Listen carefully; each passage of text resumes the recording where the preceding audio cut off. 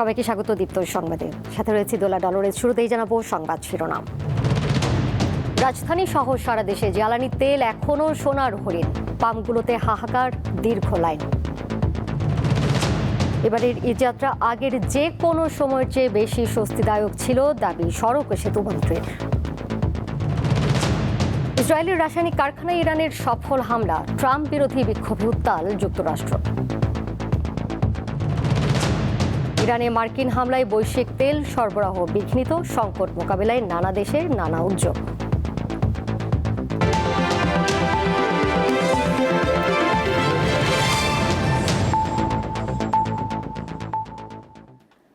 জ্বালানি তেল বিতরণে রেশনিং ব্যবস্থা তুলে নেওয়ার ঘোষণা দেওয়া হলেও রাজধানীতে জ্বালানি তেল এখনও সোনার হরিণ। সরকারের পক্ষ থেকে পর্যাপ্ত মজুত থাকার দাবি করা হলেও পাম্পগুলোতে তেলের জন্য চলছে হাহাকার। কোথাও আছে দীর্ঘ লাইন, আবার কোনো কোনো পাম্প একদম বন্ধ। 500 করে হাতে রাখেন, মোটরসাইকেল 500। দেশে প্রায় এক মাস ধরে চলছে জ্বালানি তেলের সংকট। গাড়ি ও মোটরসাইকেলের এই দীর্ঘ লাইনই বলে দিচ্ছে সংকট কোন পর্যায়ে। 4.5 ঘন্টা অলরেডি শেষ, আরও আধা ঘন্টা লাগতে পারে, তারও বেশি লাগতে পারে, বাট পাবো কিনা জানি না। আমরা যারা ইয়ং আর কি, এদের সবচেয়ে কষ্টসাধ্য বিষয় হচ্ছে তার গার্লফ্রেন্ডের রাগ ভাঙানো। বাট আমার কাছে রাগ ভাঙানোর চেয়ে এখন তেল পাওয়াটা বেশি কষ্টসাধ্য। দীর্ঘ লাইন শেষ করার পরে আমরা সেই সোনার হরিণ তেলটা পেয়েছি। পাম্প কর্তৃপক্ষ বলছে সীমিত যোগান দিয়ে যতটুকু সম্ভব ভোক্তার চাহিদা মেটানো হচ্ছে। আগের চেয়ে এখন সরবরাহ একটু বেশি, কিন্তু আমাদের মানুষজন একটু প্যানিক বাই করতেছে। যারা একেবারেই দরকার নাই তারাও এসে তেল নিচ্ছে। বেশ কিছু ফিলিং স্টেশনের চিত্র আরও করুন, সেগুলোতে ঝুলছে সাইনবোর্ড। আজকে তেলের জন্য গেছে, তেল আজকে পাই নাই, পরশুদিন আমাদের তেল এলে পরে আবার আমরা তেল দিতে পারবো। অনাপত আমরা বন্ধ আছে। আমরা ডিপো থেকে সরবরাহ পাই, তখন আমরা সেল করি, আর আমাদের হাতে যখন তেল থাকে না তখন আমরা সেল করি না। এ সংকটের জন্য অব্যবস্থাপনা, অবৈধ মজুদ ও কালোবাজারিকে দায়ী করছেন ভোক্তারা। প্রচুর গাড়ি আসতেছে, এই তেল যাচ্ছে কথা, কিন্তু তারা স্টক করতেছে। হয়তো 1 তারিখের পর তারা দাম বাড়লে সেলে তখন বিজনেস করবে, ওই জন্য এখন বিক্রি করতেছে না। তেল মজুদ আছে, বাট তারা তারপরও বলতেছে যে 2টার পরে দেবে, কেউ 12টার পরে দেবে। এগুলো হচ্ছে একটা হয়রানি, এগুলো হচ্ছে একটা সিন্ডিকেট, আর কিছুই না। ফার্মওয়ালাগুলো যাদের যদি অন্য কোথাও তেল না দেয় তাহলে আমরা ঠিক পাবো, তেল পেয়ে যাব। গত 28 ফেব্রুয়ারি ইরানে যুক্তরাষ্ট্র ও ইসরায়েলের হামলার পর মধ্যপ্রাচ্য যুদ্ধ পরিস্থিতি ও হরমুজ প্রণালী বন্ধের জেরে বাংলাদেশের জ্বালানি তেল আমদানিতে অনিশ্চয়তা ও সংকট তৈরি হয়েছে। নূর আলম, দীপ্ত সংবাদ, ঢাকা। দেশ জুড়ে চলছে জ্বালানি তেলের সংকট। ফিলিং স্টেশনগুলো চাহিদা মাফিক তেল না পাওয়ায় গ্রাহকদের ঠিকমতো তেল দিতে পারছে না। তবে তেল সরবরাহ স্বাভাবিক রাখতে কঠোর অবস্থানে আছে প্রশাসন, চলছে অভিযান। কুমিল্লায় অধিকাংশ তেলের পাম্প বন্ধ থাকায় চরম ভোগান্তিতে পড়েছেন যানবাহন চালকেরা। জ্বালানি সংকটে ঢাকা চট্টগ্রাম মহাসড়কে অচলাবস্থার সৃষ্টি হয়েছে। এতে যাত্রীদেরও দুর্ভোগ বেড়েছে কয়েক গুণ। বাগেরহাটে ডিজেলের ঘাটতির কারণে ট্রাকেই নষ্ট হচ্ছে বিভিন্ন পণ্য, আর সময় মতো গন্তব্যে পৌঁছাতে না পারায় দুর্ভোগে পড়েছেন যাত্রীরা। আমি তেল পাইলে কাল সকালে পৌঁছাইতে পারতাম, সে জায়গায় আমরা কালকে বিকেলেও পারবো না, হবে পণ্য নষ্ট হবে। কোনো পাম্পে 10টা দিচ্ছে, কোনো পাম্পে দিচ্ছেই না। ইন টোটাল আমাদের বাস টার্মিনাল তো কোনো তেলই নাই এখন। চুয়াডাঙ্গায় তেল বিতরণে শৃঙ্খলা আনতে ফুয়েল কার্ড বাধ্যতামূলক করেছে প্রশাসন। সকল তেল পাম্পে প্রতিদিন সকাল 7টা থেকে রাত 8টা পর্যন্ত তেল দেয়া হবে। 1 এপ্রিল থেকে ফুয়েল কার্ড ছাড়া তেল ক্রয় করা যাবে না। তবে কৃষকরা 24 ঘন্টা পাম্প থেকে ডিজেল নিতে পারবেন। মেহেরপুরে অগ্রাধিকার ভিত্তিতে কৃষকদের ডিজেল সরবরাহের সিদ্ধান্ত নিয়েছে জেলা প্রশাসন। নিরবিচ্ছিন্ন তেল সরবরাহে পাম্পে ট্যাগ অফিসার নিয়োগ দেওয়া হচ্ছে। ভোলায় জ্বালানি তেলের সংকটকে কেন্দ্র করে অসাধু ব্যবসায়ীদের তৎপরতা প্রতিরোধে মাঠে নেমেছে প্রশাসন। রবিবার সকাল থেকে জেলার বিভিন্ন পেট্রোল পাম্প ও খুচরা বাজারে মোবাইল কোর্ট পরিচালনা করতে দেখা গেছে। জ্বালানি তেলকে কেন্দ্র করে যে একটা সংকট অবস্থার সৃষ্টি কৃত্রিমভাবে তৈরি হচ্ছে বা মানুষের যে আতঙ্ক সৃষ্টি হচ্ছে, সেটা যেন না হয়, আমরা আমাদের বিজ্ঞ জ্বালানি ম্যাজিস্ট্রেট মহোদয়ের নির্দেশনাক্রমে নিয়মিত টহল অভিযানগুলো চালাচ্ছি। গাজীপুরের কালিয়াকৈরে অবৈধভাবে মজুত রাখা প্রায় 3000 লিটার ডিজেল জব্দ করেছে ভ্রাম্যমাণ আদালত। এ সময় মজুতকারীকে 20,000 টাকা জরিমানা করা হয়। দিনাজপুরের পার্বতীপুরে জ্বালানির তেল চুরির অভিযোগে ট্যাঙ্ক লরির 3 শ্রমিককে কারাদণ্ড ও জরিমানা করা হয়েছে। এর প্রতিবাদে অনির্দিষ্টকালের কর্মবিরতি শুরু করেছে ট্যাঙ্ক লরি শ্রমিকেরা। এতে রংপুর বিভাগের 8 জেলায় জ্বালানি তেল সরবরাহ কার্যত বন্ধ হয়ে পড়েছে। আফরিদ হাসান, দীপ্ত, বার্তাকক্ষ। এবারের ঈদযাত্রায় সড়ক দুর্ঘটনায় মৃত্যুর সংখ্যা আশঙ্কাজনক হারে বেড়েছে।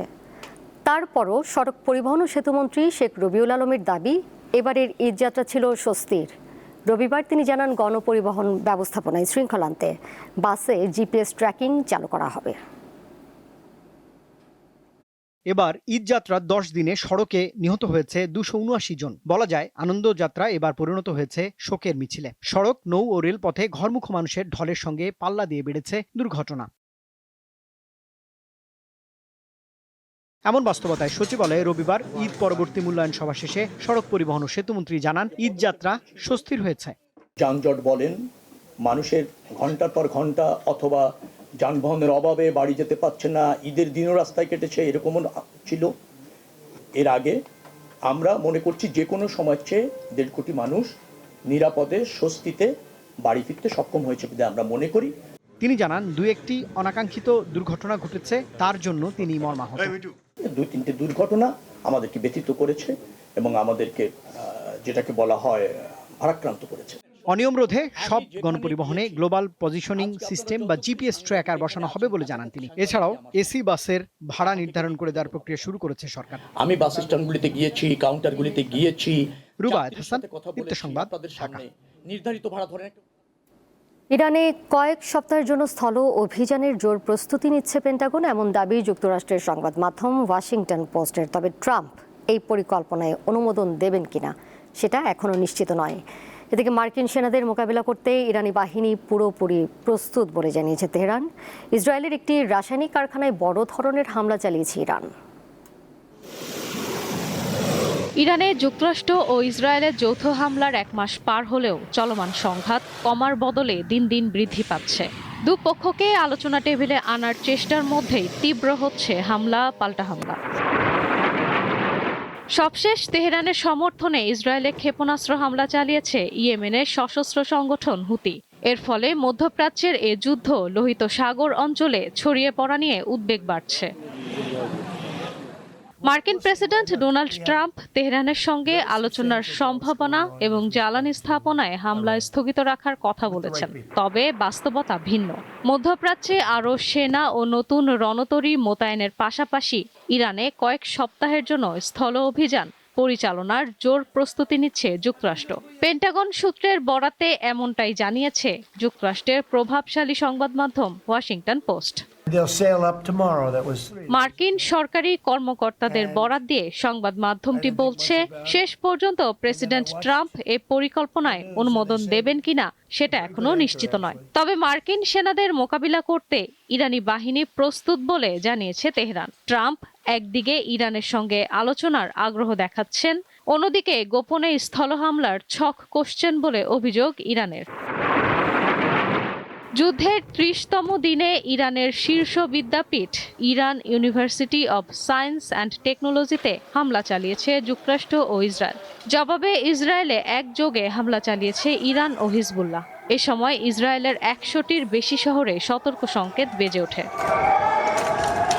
এছাড়া মধ্যপ্রাচ্যের অন্তত 5টি দেশের গুরুত্বপূর্ণ অবকাঠামো লক্ষ্য করে গত 24 ঘন্টায় দফায় দফায় বড় ধরনের হামলা চালিয়েছে ইরান। হামলায় আবুধাবি এবং বাহরাইনে বিশ্বের 2 বড় অ্যালুমিনিয়াম কারখানার ব্যাপক ক্ষতি হয়েছে।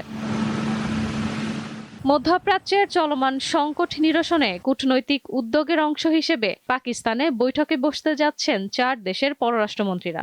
দেশটির সরকারি সূত্র জানিয়েছে, সৌদি আরব, পাকিস্তান, তুরস্ক ও মিশরের পররাষ্ট্রমন্ত্রীরা রোববার ও সোমবার ইসলামাবাদে বৈঠক করবেন। ইশরাত সুমা, দীপ্ত, বার্তাকক্ষ। যুক্তরাষ্ট্রের প্রেসিডেন্ট ডোনাল্ড ট্রাম্পের বিরুদ্ধে ব্যাপক বিক্ষোভ শুরু হয়েছে। স্থানীয় সময় শনিবার Washington DC, new York, Los Angeles সহ দেশটির প্রায় সব বড় শহরে নো কিংস শিরোনামের আন্দোলনে হাজার হাজার মানুষ অংশ নেয়। ইরানের যুদ্ধ, কেন্দ্রীয় অভিবাসন আইন কার্যকর এবং জীবনযাত্রার ক্রমবর্ধমান ব্যয়ের প্রতিবাদে এই আয়োজন বলে জানান বিক্ষোভকারীরা। লস অ্যাঞ্জেলেসে বিক্ষোভ চলাকালে সহিংসতার ঘটনা ঘটেছে। বিভিন্ন শহরে বেশ কয়েকজন বিক্ষোভকারীকে গ্রেপ্তার করেছে পুলিশ। ইরানে মার্কিন হামলার কারণে প্রায় 1 মাস বৈশ্বিক তেল সরবরাহ বিঘ্নিত হচ্ছে, ফলে বিশ্বজুড়ে জ্বালানির দাম বাড়ছে। কোথাও পেট্রোল পাম্পে দীর্ঘ লাইন, কোথাও আবার ডিজেল ফুরিয়ে যাওয়ায় থমকে যাচ্ছে পরিবহন ও উৎপাদন। এই পরিস্থিতিতে খরচ কমাতে ও সরবরাহ সামাল দিতে বিভিন্ন দেশ নিচ্ছে ভিন্ন ভিন্ন পদক্ষেপ। মধ্যপ্রাচ্যের সংঘাত বিশ্বকে ভয়াবহ জ্বালানি সংকটের মুখে দাঁড় করিয়েছে। ভারতে রান্নার গ্যাসের তীব্র সংকটে কাজ হারাচ্ছেন শ্রমিকরা, আর কিউবায় বিদ্যুৎ সংকটের কারণে দেখা দিয়েছে পানির সমস্যা। যুদ্ধ পরিস্থিতির মধ্যে জ্বালানি খাতের জন্য জাতীয় জরুরি অবস্থা ঘোষণা করেছে ফিলিপাইন। এসব সংকট মোকাবিলায় বিভিন্ন দেশ নিচ্ছে ভিন্ন ভিন্ন কৌশল ও পদক্ষেপ। জ্বালানি সংকট মোকাবিলায় রেশনিং পদ্ধতি চালু করেছে গৃহযুদ্ধে জর্জরিত মিয়ানমার। এছাড়া সরকারি অফিসে সপ্তাহে 1 দিন ওয়ার্ক ফ্রম হোম চালু করা হয়েছে এবং বেসরকারি প্রতিষ্ঠানগুলোকেও একই ব্যবস্থা নিতে উৎসাহিত করা হয়েছে। শ্রীলঙ্কায় বুধবারকে সরকারি ছুটি হিসেবে ঘোষণার পাশাপাশি জ্বালানি ব্যবহারের ক্ষেত্রে হ্রাস টানা হয়েছে। সংকট বাড়ায় 15 এপ্রিল পর্যন্ত জ্বালানির ওপর পরিবেশ কর প্রত্যাহার করেছে ভিয়েতনাম সরকার। জ্বালানি সাশ্রয়ে নাগরিকদের বাড়ি থেকে কাজ করতে উৎসাহিত করার পাশাপাশি বিভিন্ন দেশ থেকে জ্বালানি সংগ্রহের চেষ্টা চালাচ্ছে দেশটি। থাইল্যান্ডের কিছু অঞ্চলে ইতিমধ্যে ডিজেল ফুরিয়ে যাওয়ার প্রভাব পড়েছে পরিবহন, কৃষি ও মৎস্য খাতে। ফলে সরকার মজুদ জ্বালানি ব্যবহারের পাশাপাশি জ্বালানি সাশ্রয়ে বাড়ি থেকে কাজ, সরকারি ভবনে এসি ব্যবহার সীমিত করা এবং বিদেশ সফর স্থগিত করার মতো পদক্ষেপ হাতে নিয়েছে। জ্বালানি সাশ্রয়ে মিশরে রাত 9টা থেকে দোকান, রেস্তোরাঁ, শপিং সেন্টার বন্ধ এবং রাস্তার ল্যাম্প পোস্ট ও বিলবোর্ডের আলো কমানোর নির্দেশ দেওয়া হয়েছে। এছাড়া এপ্রিল মাসে সপ্তাহে 1 দিন বাড়ি থেকে কাজ করার সুযোগ দেওয়া হয়েছে। বৈশ্বিক পরাশক্তির আরেক দেশ চীনেও প্রভাব ফেলেছে জ্বালানি সংকট। দেশটিতে 3 মাসের মজুদ রয়েছে এমন ধারণা করা হলেও চীনা সরকার জ্বালানির দাম বাড়িয়েছে 20%। এছাড়া দক্ষিণ কোরিয়াতে জ্বালানি সাশ্রয়ে সরকারি কর্মকর্তা ও কর্মচারীদের গাড়ি সপ্তাহে 1 দিন সড়কে না চালানোর নির্দেশ দিয়েছে সরকার। ইশরাত সুমা, দীপ্ত বার্তা কক্ষ। 2 সপ্তাহ মুলতবির পর আবারও শুরু হয়েছে জাতীয় সংসদের প্রথম অধিবেশন। রবিবার বিকেল 3টায় অধিবেশন শুরু হয় ডেপুটি স্পিকার ব্যারিস্টার কায়সার কামালের সভাপতিত্বে। জুলাই জাতীয় সনদের সংবিধান সম্পর্কিত সংস্কার প্রস্তাবগুলো বাস্তবায়নে সংবিধান সংস্কার পরিষদের অধিবেশন ডাকা নিয়ে আলোচনার জন্য সংসদে নোটিশ দিয়েছে বিরোধী দল জামায়াতে ইসলামী। এই নোটিশের ওপর কখন আলোচনা হবে তা নিয়ে আজ সংসদে সরকারি দল ও বিরোধী দলের মধ্যে অনির্ধারিত বিতর্ক হয়েছে। এর আগে গত 12 মার্চ ত্রয়োদশ জাতীয় সংসদের প্রথম অধিবেশন শুরু হয়। 2 কার্যদিবস চলার পর গত 15 মার্চ সংসদের অধিবেশন 29 মার্চ বিকাল 3টা পর্যন্ত মুলতবি করা হয়। জুলাই সনদ এবং গণভোটের রায়ে বাস্তবায়নের দাবিতে মানববন্ধন করেছে গণভোট বাস্তবায়ন নাগরিক ফোরাম। রবিবার সংসদ অধিবেশন শুরুর আগে রাজধানীর মানিক মিয়া অ্যাভিনিউতে এ মানববন্ধন অনুষ্ঠিত হয়। এতে জুলাই আহত যোদ্ধা, শহীদ পরিবারের সদস্য এবং জুলাই ও সংস্কার নিয়ে কাজ করা সংগঠনের সদস্যরা অংশ নেন। তারা দ্রুত সংবিধান সংস্কার পরিষদের অধিবেশন আহ্বানের মাধ্যমে জাতীয় জুলাই সনদ বাস্তবায়নের কার্যক্রম শুরু করার দাবি জানান। ভারতের পশ্চিমবঙ্গের সুপরিচিত অভিনেতা রাহুল অরুণোদয় মারা গেছেন। দীঘার তালসারিতে শুটিং করতে গিয়ে পানিতে ডুবে তার মৃত্যু হয়। তার বয়স হয়েছিল 42 বছর। ভারতীয় গণমাধ্যমগুলো জানিয়েছে একটি ধারাবাহিকের শুটিংয়ের জন্য পুরো ইউনিট দীঘার তালসারিতে অবস্থান করছিল। শুটিং চলাকালে হঠাৎ পানিতে তলিয়ে যান রাহুল। পরে সহকর্মীরা তাকে উদ্ধার করে দ্রুত স্থানীয় হাসপাতালে নিয়ে গেলে চিকিৎসক মৃত ঘোষণা করেন। টেলিভিশনের পরিচিত মুখ রাহুল অভিনয় জীবন শুরু করেন থিয়েটার দিয়ে। পরে চিরদিনই তুমি যে আমার সিনেমায় অভিনয় করে জনপ্রিয়তা পান। তার একটি সন্তান রয়েছে। এবারে খেলার খবর। এফসি অনূর্ধ্ব 20 নারী এশিয়ান কাপের আগে থাইল্যান্ডে প্রথম আনুষ্ঠানিক অনুশীলন করেছে বাংলাদেশ দল। 1 এপ্রিল থেকে থাইল্যান্ডে শুরু হচ্ছে এফসি অনূর্ধ্ব 20 নারী এশিয়ান কাপ। টুর্নামেন্টে বেশ কঠিন গ্রুপে পড়েছে বাংলাদেশ। এই গ্রুপে স্বাগতিক থাইল্যান্ড ছাড়াও বাংলাদেশের প্রতিপক্ষ শক্তিশালী চীন ও ভিয়েতনাম। উদ্বোধনী দিনেই থাইল্যান্ডের মুখোমুখি হবে বাংলাদেশ দল। এরপর 4 এপ্রিল চীন এবং 7 এপ্রিল ভিয়েতনামের মুখোমুখি হবে বাংলার মেয়েরা। এশিয়ান কাপের শীর্ষ 4 দল সরাসরি বিশ্বকাপের টিকিট পাবে। অর্থাৎ বাংলাদেশ যদি সেমিফাইনালে পা রাখতে পারে তবে প্রথমবারের মতো বিশ্ব মঞ্চে খেলার স্বপ্ন পূরণ হবে। নিউজিল্যান্ডের বিপক্ষে হোম সিরিজকে সামনে রেখে মিরপুর শেরেবাংলা ক্রিকেট স্টেডিয়ামে টানা তৃতীয় দিনের মতো হয়েছে স্ট্রেংথ অ্যান্ড কন্ডিশনিং ক্যাম্প। এতে অংশ নিয়েছেন ৩৭ জন ক্রিকেটার। নিউজিল্যান্ড সিরিজের প্রস্তুতির পাশাপাশি পাকিস্তানের বিপক্ষে টেস্ট সিরিজকে সামনে রেখে ক্রিকেটারদের ডাকা হয়েছে এই ক্যাম্পে। প্রাথমিক পর্যায়ে ব্যাটিং বা বোলিংয়ের চেয়ে খেলোয়াড়দের ফিটনেস ও ফিল্ডিংয়ের উপর বেশি গুরুত্ব দেওয়া হচ্ছে। কড়া রোদে কঠোর অনুশীলনের মধ্য দিয়ে কন্ডিশনের সঙ্গে নিজেদের মানিয়ে নেওয়ার চেষ্টা করছেন ক্রিকেটাররা। এরই সাথে শেষ করব দীপ্ত সংবাদ। যাবার আগে শিরোনামগুলো জানিয়ে দেব আরও একবার। রাজধানী সহ সারা দেশে জ্বালানি তেল এখনো সোনার হরিণ, পাম্পগুলোতে হাহাকার, দীর্ঘ লাইন। এবারের ঈদযাত্রা আগের যে কোনো সময়ের চেয়ে বেশি স্বস্তিদায়ক ছিল, দাবি সড়ক ও সেতু মন্ত্রীর। ইসরায়েলের রাসায়নিক কারখানায় ইরানের সফল হামলা, ট্রাম্প বিরোধী বিক্ষোভে উত্তাল যুক্তরাষ্ট্র। ইরানে মার্কিন হামলায় বৈশ্বিক তেল সরবরাহ বিঘ্নিত, সংকট মোকাবিলায় নানা দেশে নানা উদ্যোগ।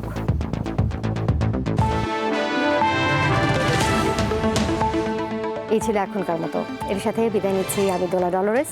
আরও তথ্য এবং বিনোদনের নানা খবরাখবর জানতে যুক্ত থাকুন দীপ্ত ডিজিটাল প্ল্যাটফর্মে। ধন্যবাদ সবাইকে এতক্ষণ সাথে থাকার জন্য।